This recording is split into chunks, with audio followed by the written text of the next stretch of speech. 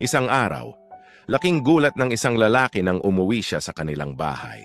Ang mga anak niya ay nasa bakuran, nakahiga, habang suot pa rin ang mga pajama. Pagtingin niya sa harap ng bahay, sobrang daming dumi, mga dahon na dala ng mga bata. Pagpasok niya ng sala, nakabukas ang TV, maraming nagkalat na damit, mga appliances, mga laruan, at pagkain kung saan-saan. Pagpunta niya ng kusina, ay mas malala ang kalat. May mga basag na baso, nagkalat na kubyertos, at nakatambak na mga hugasan. Sa takot niya na baka may nangyaring masama, ay agad siyang napatakbo sa kwarto. Pagbukas niya ng pinto ay nakita niya ang asawa niyang ang sarap ng pagkakahilata sa kama. "Anong nangyari sa bahay? Bakit ang gulo?" tanong ng lalaki.